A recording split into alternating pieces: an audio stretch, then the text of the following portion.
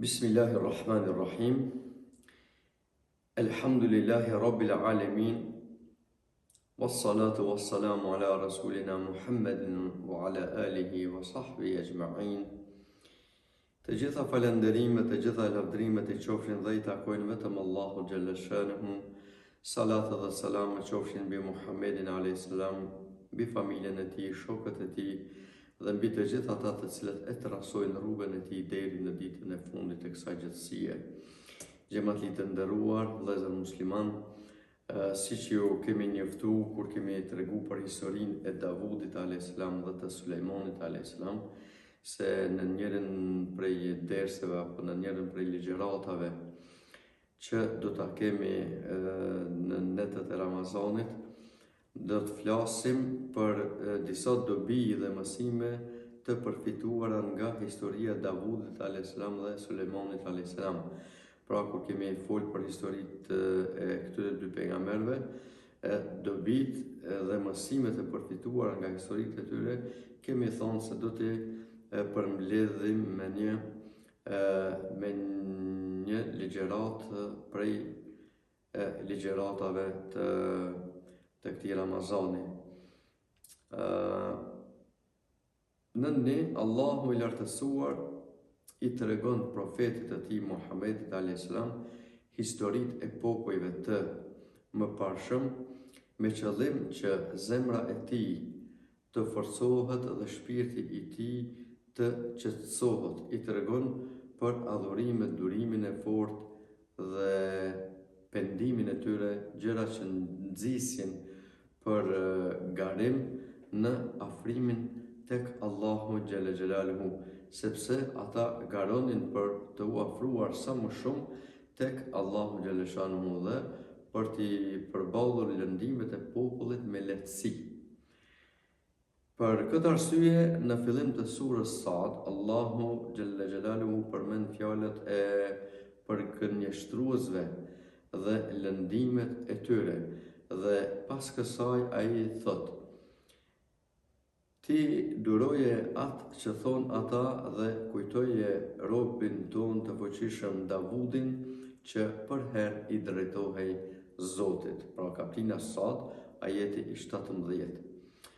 Në fjala e Allahut kur thot robin ton të fuqishëm Davudin që për herë I drejtohej Zotit, ky është lavdërim I madh nga ana e Allahut Gjeleshanu për shkak të këtyre dy tipareve të cilat I ka pas Davudi a.s.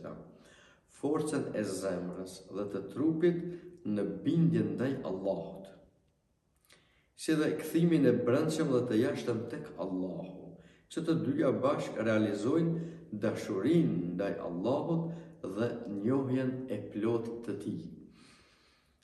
Nderimin që Allahu I bëri Davudit a.s. duke I dhënë zë të bukur dhe melodik, duke bërë që edhe malat dhe shpendet të I përgjigjen atij në madhërimin e Allahut bashkë me të, ky është tregues për shtimin e gradave dhe pozitës së tij të lartë tek Allahu Gjelle Gjelaluhu. Mirësia më e madhe e Allahut ndaj robit është kur I jep dije të dobishme që I mundëson drejtimin e duhur në çështje ku njerëzit kanë kundërshtime në mes vete, si në fjalët apo edhe ideologjitë e tyre, edhe në ngatresat apo hasmëritë që mbajnë, siç thot Allahu Dhul Gjelal, dhe I dha mençuri e dieni për të gjykuar. Etika duhet të jetë prezente në momentin kur hyn tek të tjerët, sidomos kur bëhet fjalë për udhëheqësit dhe prijesat e shtetit. Pra duhet me pas etikë se si hyet tek këta.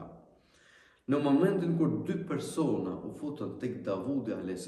jo nëpërmjet derës, pra nuk bënën hyrjen normale, ai u friksua dhe u ndje keq dhe e quajti jo të mirë këtë veprim, dhe pra nuk I gjykoi apo nuk I dëmtoi, edhe pse Davudi a.s. ishte pejgamber, por ishte edhe mbret. Udhëheqësin nuk duhet ta pengojnë nga gjykimi I drejtë sjellja e keqe e kundërshtarit apo veprimet e tij jo të hishme. Ai që këshillohet edhe pse gëzon pozitë dhe dije të mëdha, nuk duhet të ndihet keq apo të zemërohet. Davudi nuk u ndje keq nga fjalët e dy kundërshtarëve kur I thanë: "Prandaj gjyko me drejtësi dhe mos u shmang prej të vërtetës, por na udhëzo në rrugë të drejtë." Dhe Davudi a.s. gjykoi me të drejtën e vërtetë. Mësojmë nderimin që Allahu I bëri Davudit dhe Sulejmanit, duke I afruar në gradat e larta dhe duke u dhënë strehim të mirë në botën tjetër, në mënyrë që të mos hamendësoj dikush se ajo që u ndodhi ishte mangësi për ta në pozitën që ata gëzonin tek Zoti. Kjo tregon mëshirën dhe butësinë e plotë të Allahut xhaleshanuhu ndaj njerëzve të sinqertë, sepse kur Allahu I fal dhe ju a largon gjurmën e mëkateve, u largon gjithashtu edhe pasojat e mëkateve, me qëllim që kjo të mos ndikojnë në zemrat e njerëzve. Kjo nuk është as pak e vështirë për Zotin, I cili është bujar I madh. Grada e gjykimit mes njerëzve është pozitë fetare të cilën e kanë marrë përsipër pejgamberët. Pejgamberët e Allahut dhe njerëzit e zgjedhur. Prandaj ai që merr përgjegjësi dhe përsipër një detyrë të tillë duhet të gjykojë me drejtësi dhe të mos ndjek dëshirat dhe epshat e tij. Sulejmani a.s. konsiderohet fryt I babait të tij, Davudit, dhe mirësi e Zotit që I adhuroi Davudit a.s. Allahu I lartësuar thot: "Ne I falëm Davudit Sulejmanin, një rob të mrekullueshëm. Ai I drejtohej gjithnjë me pendes Zotit." Pra, gjithmonë ishte nën pendimin ndaj Allahu xhalla xhelaluhu.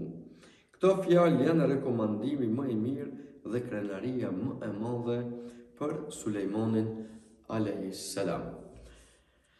Çdo gjë që e pengon njeriu nga bindja ndaj Zotit konsiderohet vepër e kopshme, prandaj le të distancohet dhe të shkoj pas diçkaje që është më e dobishme për të.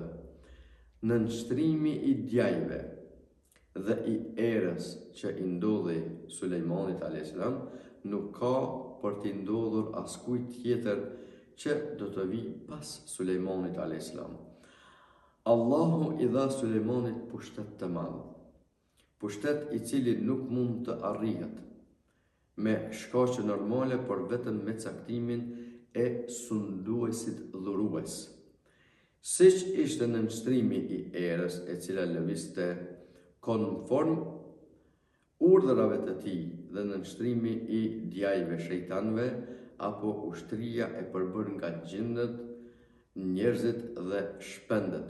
Këta të fundit I shërbenin shumë sepse I dërgonte në vende të ndryshme ku I sjellnin informacione të shumta.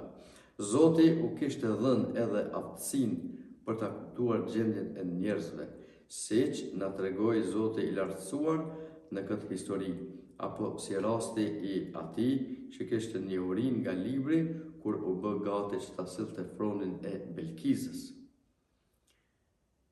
para se të hapte apo të mbyllte sytë Sulejmani. Këto janë mrekullitë e pejgamberëve, prandaj sado që krijesat të arrijnë zhvillimin në njohuritë shkencore, në shpikjet dhe aftësitë e tyre, përsëri nuk mund të arrijnë tek ajo që I u dha Sulejmanit a.s. Mbretërit apo udhëheqësit duhet të interesohen për gjendjen e sunduesve të tjerë, njerëzve të dalluar, dhe jo të mjaftohen vetëm duke pyetur për ta. Jo, duhet të I vënë në provë dhe të zbulojnë njohuritë dhe zgjuarësitë që zotërojnë, siç veproi Sulejmani me mbretëreshën Belkize, të cilën ai e provoi për të parë logjikën dhe zgjuarsinë e saj, dhe nuk u mjaftua vetëm me pyetjen se si është. Kjo metodë do të sillte dobi të mëdha dhe kjo është më se e nevojshme, sepse sundimi i plot është ai që udhëhiqet nga njerëz me tipare të plota. Pra këto ishin disa nga mësimet apo përfitimet që mund t'i nxjerrim nga historia e Davudit a.s. si dhe nga historia e Sulejmanit a.s. të cilat nëse i vendosemi në praktik apo largohemi prej dështimeve gjatë historive të tyre, ne sigurisht që do të jemi prej atyre që na don edhe Allahu xhaleshanuhu, sepse çdo gjë që ata e bënin për të i ofruar sa më afër Allahut, duhet të jetë shembull edhe për ne që ta praktikojmë dhe të marrim mësim nga ajo praktike e tyre, që edhe ne të jemi sa më afër Allahut xhalla xhelaluhu. Wassalamu alaikum wa rahmatullahi wa barakatuh.